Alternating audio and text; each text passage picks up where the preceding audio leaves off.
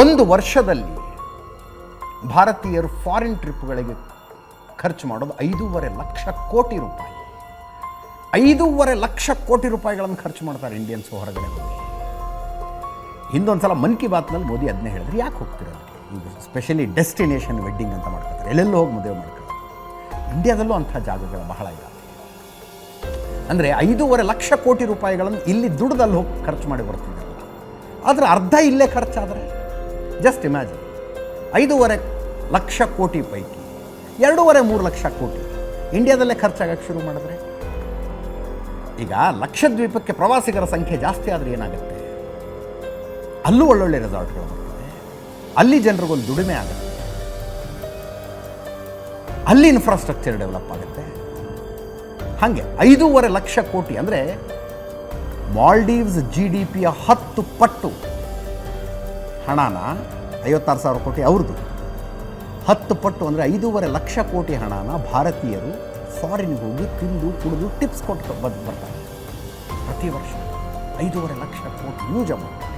ಅಂಥ ಮಾಲ್ಡೀವ್ಸ್ನ ಸಚಿವ ಸಂಪುಟದ 3 ಜನ ಸಚಿವರು ಭಾರತದ ಬಗ್ಗೆ ಹೀಗೆಲ್ಲ ಮಾತಾಡ್ತಾರೆ. ಮಾಲ್ಡೀವ್ಸ್ ಇವತ್ತು ಬದುಕಿರೋದೇ ಭಾರತ. 1995 ಒಂದು ಹಾಸ್ಪಿಟಲ್ ಕಟ್ಟಿಸಿಕೊಡ್ತು ಭಾರತ, ಇಂದಿರಾ ಗಾಂಧಿ ಮೆಮೋರಿಯಲ್, ಸ್ವಂತ ಖರ್ಚಿನಲ್ಲಿ. 2017ರಲ್ಲಿ ಕೋಟ್ಯಾಂತರ ರೂಪಾಯಿ ದುಡ್ಡು ಖರ್ಚು ಮಾಡಿ ಮತ್ತೆ ಅದನ್ನು ನವೀಕರಣ ಮಾಡಿದ್ರು.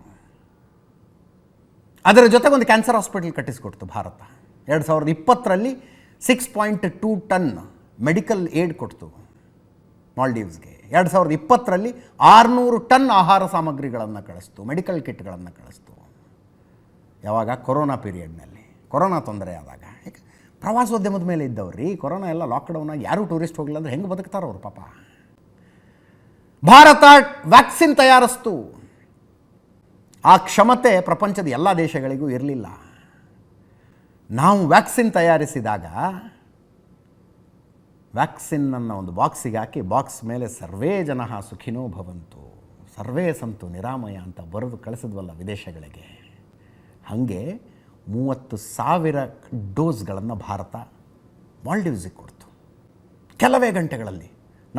ನಾವು ವಿದೇಶಗಳಿಗೆ ಯಾರಿಗೆ ಅವಶ್ಯಕತೆ ಇದೆಯೋ ಅವರಿಗೆ ವ್ಯಾಕ್ಸಿನ್ ಕೊಡ್ತೀವಿ ಅಂತ ನಿರ್ಧಾರ ತಗೊಂಡ ಕೆಲವೇ ಗಂಟೆಗಳಲ್ಲಿ 30,000 ಡೋಸ್ಗಳನ್ನು ಕಳಿಸ್ತು ಅಲ್ಲಿಗೆ. ಭಾರತ 4,000 ಕೋಟಿ ಇನ್ವೆಸ್ಟ್ ಮಾಡಿದೆ ಮಾಲ್ಡೀವ್ಸ್ನಲ್ಲಿ. 800 ಕೋಟಿ ಅವ್ರಿಗೆ ಏಡ್ಸ್ ಕೊಟ್ಟಿದೆ, ಅಂದರೆ ಸಹಾಯಧನ ಕೊಟ್ಟಿದೆ. 3,200 ಕೋಟಿ ರೂಪಾಯಿ ಸಾಲ ಕೊಟ್ಟಿದೆ ಭಾರತ ಆ ದೇಶಕ್ಕೆ. 1972 ಇಂದ ನಡ್ಕೊಂಡು ಬರ್ತಾ ಇರೋದು ಇದು. 10 ಕೋಟಿ ರೂಪಾಯಿ 1972 ಅಲ್ಲಿ ಕೊಟ್ಟರು. 2010ನಲ್ಲಿ ರಕ್ಷಣಾ ಒಪ್ಪಂದದ ಭಾಗವಾಗಿ ಹೆಲಿಕಾಪ್ಟರ್ ಕೊಟ್ಟರು. 2013ರಲ್ಲಿ ಇನ್ನೊಂದು ಹೆಲಿಕಾಪ್ಟರ್ ಕೊಟ್ಟರು ಅವ್ರಿಗೆ. ನೆನಪಿಟ್ಕೊಳ್ಳಿ, ಮಾಲ್ಡೀವ್ಸ್ ಸೇನೆ ಹತ್ರ ಇರೋದು 2 ಹೆಲಿಕಾಪ್ಟರ್, 1 ವಿಮಾನ.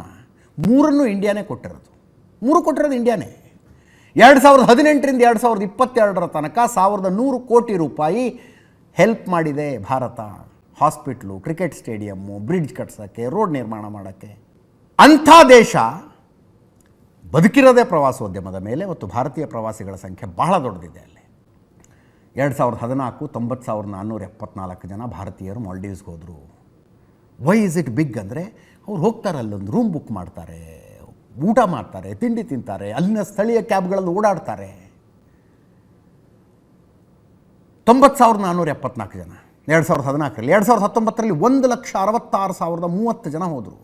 2020 ಲಾಕ್ಡೌನ್ ಆಯಿತು, ಪ್ರವಾಸೋದ್ಯಮ ಇಲ್ಲ. 2021 ಓಪನ್ ಆದ ತಕ್ಷಣ ನೋಡಿ ಅಲ್ಲಿ ಭಾರತೀಯರ ಸಂಖ್ಯೆ ಹೋದವರು 2,91,000 ಭಾರತೀಯರು.